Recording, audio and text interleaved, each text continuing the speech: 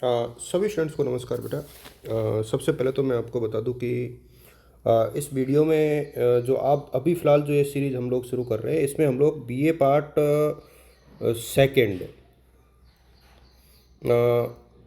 और एमए में भी ये पेपर चलता है। इंडियन पॉलिटिकल सिस्टम यानी भारतीय राज व्यवस्था, इंडियन पॉलिटिकल सिस्टम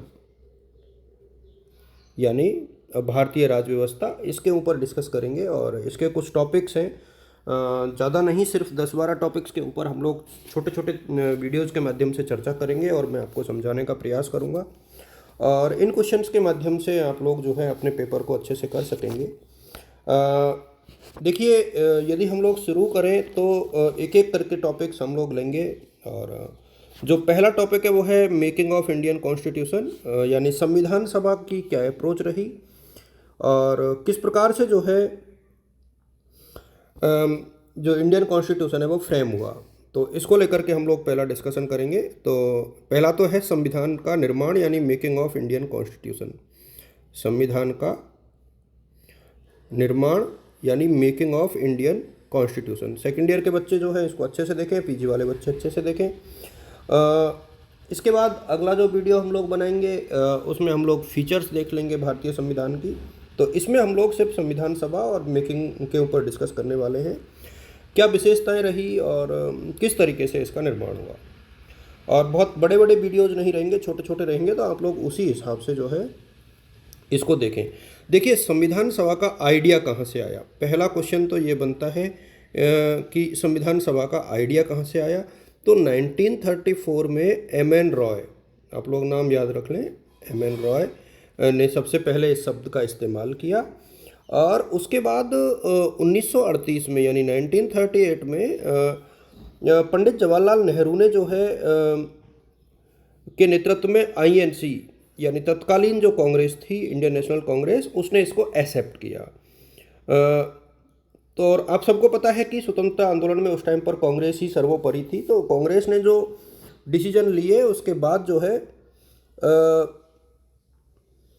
निश्चित तौर पर यह तय था कि किसी भी परिस्थिति में हम लोगों को संविधान का निर्माण करना है। तो कांग्रेस ने एक्सेप्ट करने के बाद ये चीज़ क्लियर हो गई। इसके बाद क्रिप्स मिशन आया और उसने इसको लागू करवाने में या बनाने में हेल्प की। अब मैं आपको बताऊं कि देखिए हुआ क्या था। एक तो कंपोजिशन क्या था, मतलब इसका संगठन क्या था संविधान सभा का, तो ये आपको थोड़ा सा याद रखना है। कंपोजिशन यानी संगठन क्या था संविधान सभा का। आप क्वेश्चन को एग्जाम में जैसे पूछा जाए वैसे लिख देना।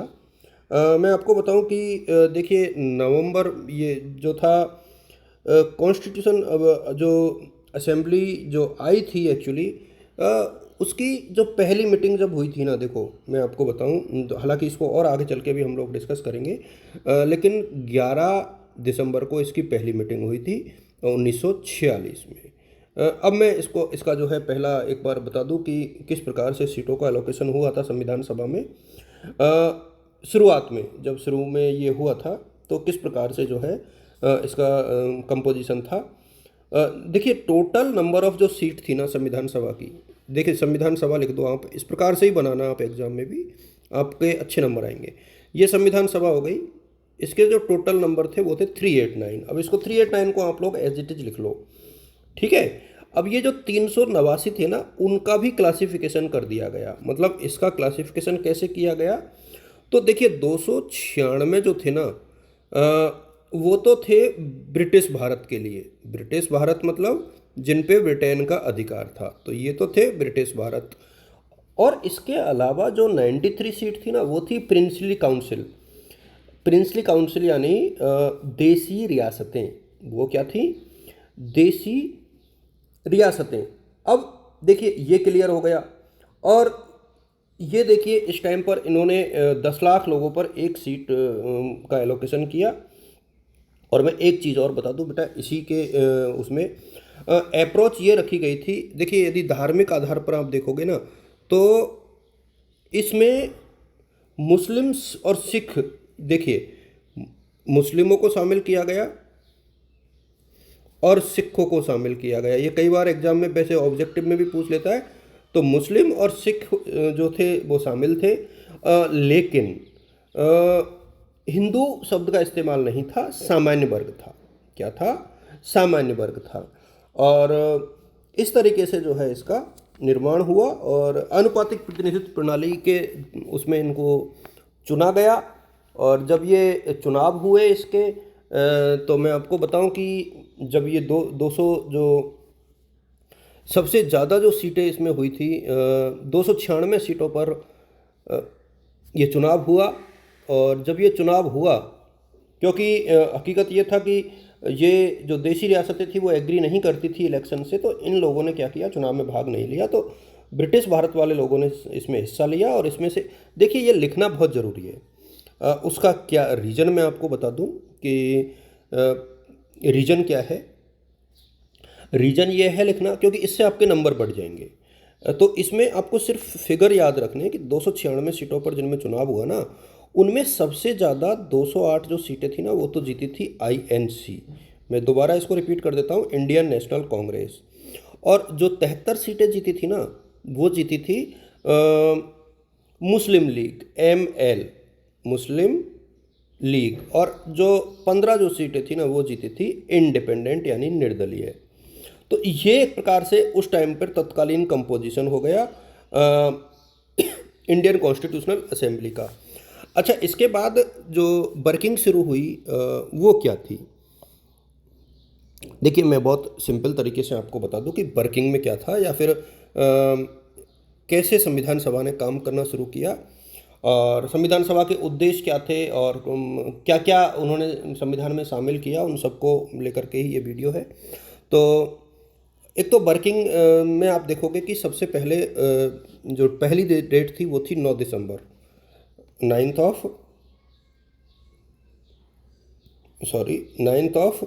दिसंबर 1946।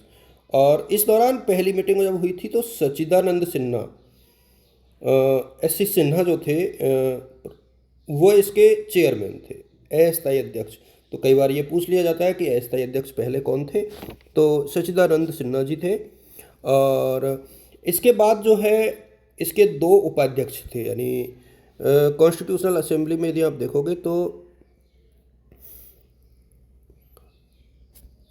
जब ये मीटिंग 11 तारीख को हुई तो स्थायी अध्यक्ष मिल गया। ये तो अस्थायी था, 11 को स्थायी अध्यक्ष।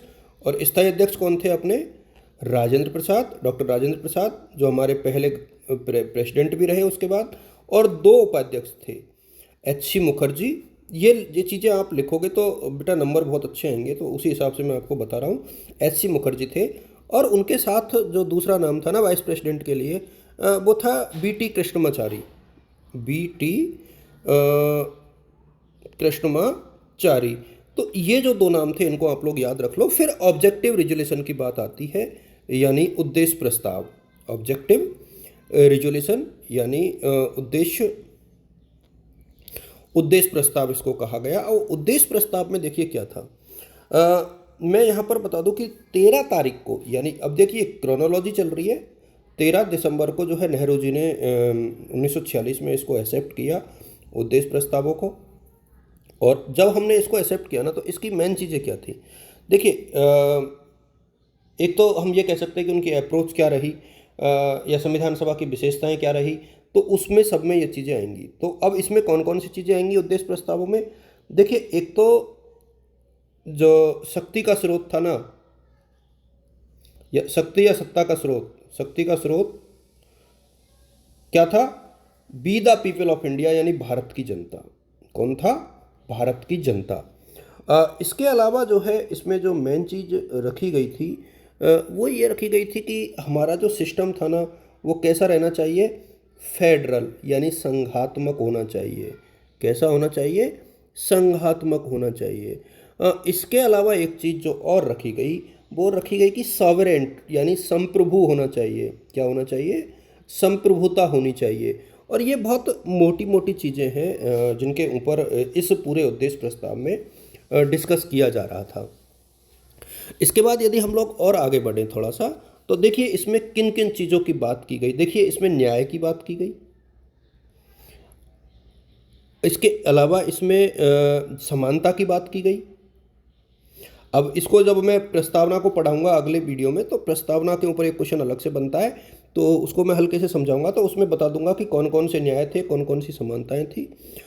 इसके अलावा जो है आपने स्वतंत्रता की बात की, ये इसमें शामिल था। संविधान सभा ने किन किन चीज़ों का ध्यान रखा, इसको लेकर के ही ये चीज़ें हैं, यानी जस्टिस है, इक्विटी है, देन इंडिपेंडेंस है, ये चीज़ें बहुत अच्छे से जो है रखी गई। इसके अलावा ST/SC के लिए विशेष प्रावधान, इन वर्गों का विशेष ध्यान रखा गया। ST/SC के लिए विशेष प्रावधान किए गए उनके एरियाज़ को बचाने के लिए। और इसके अलावा जो है एक चीज़ और की गई, देखिए ये ध्यान रखा गया कि जो भारत का संविधान है वो कैसा होगा, लोकतांत्रिक होगा। कैसा होगा, लोकतांत्रिक समाज होगा। और उस डेमोक्रेटिक सोशलिज्म की जब हम बात करेंगे तो उसमें मूल अधिकार भी होंगे और मूल कर्तव्य भी होंगे। ये दोनों चीज़ें जो है रहेंगी। इस चीज़ का उल्लेख बिल्कुल क्लियर कट भारतीय संविधान सभा में किया गया। और इसके साथ जो है हम लोग जो है पर्यावरण और अंतर्राष्ट्रीय संबंधों का जो मौलिक कर्तव्यों में लिखा गया है उनका हम लोग विशेष ध्यान रखेंगे। ये चीज़ें देखो हुई। और इसके बाद जो है इसमें कुछ समितियां जो बहुत महत्वपूर्ण थी। देखिए, एक तो ड्राफ्ट कमेटी को पूछता है कई बार, ड्राफ्ट समिति यानी प्रारूप समिति। तो प्रारूप समिति जो थी उसके चेयरमैन थे, इसको बहुत बार पूछा जाता है। तो ड्राफ्टिंग जो कमेटी थी उसके चेयरमैन BR अम्बेडकर साहब थे। मैं इसमें देखिए कंपटीशन के हिसाब से नहीं बता रहा हूँ, कॉलेज के हिसाब से बता रहा हूँ, तो आप लोग ध्यान रखना। और इसी हिसाब से ये चला। और अब कई बार एक क्वेश्चन जो पूछा जाता है ना, वो मैं आप लोगों को बता दूं कि आलोचना, संविधान सभा का के काम करने की आलोचना जो है ना वो कई बार पूछ ली जाती है, क्रिटिसिज्म। तो ये इसके पॉइंट्स आप लोग याद कर लो। इसके बाद मैं इस वीडियो को फिनिश करूँगा। एक तो इसमें यह कहा जाता है कि नॉट ए रिप्रेजेंटेटिव बॉडी, यानी सभी का प्रतिनिधित्व नहीं। आपको पता है कि एक्चुअली प्रिंसली स्टेट्स ने तो इसको, यानी देशी रियासतों ने तो इसको इग्नोर कर ही दिया था। संप्रभु बॉडी नहीं थी, ऐसा मानते हैं आलोचक। संप्रभु निकाय नहीं या बॉडी नहीं, सॉवरेन नहीं था।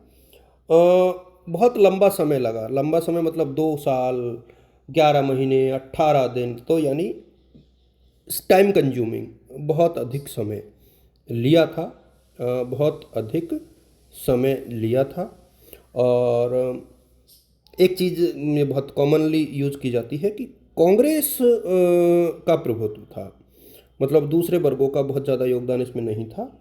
एक चीज़ और ये था कि इसमें समाज के सभी वर्गों के बजाय कानूनविद यानी वकील और राजनीतिक लोग जो थे वही शामिल थे, राजनीतिक लोगों का वर्चस्व था। और इसके अलावा जो है कई लोग ये भी कहते हैं कि हिंदुओं का प्रभुत्व था, तो ये आलोचना के आधार बनते हैं, हिंदुओं का प्रभुत्व। लेकिन अभी भी मेरा ये मानना है कि भारतीय संविधान सभा ने बहुत अच्छे से चीज़ों को टैकल किया और भारतीय संविधान का वर्तमान स्वरूप हमारे सामने वो लेकर के आए। अगले वीडियो में हम लोग डिस्कस करेंगे भारतीय संविधान की विशेषताएं। आप सभी को शुभकामनाएं।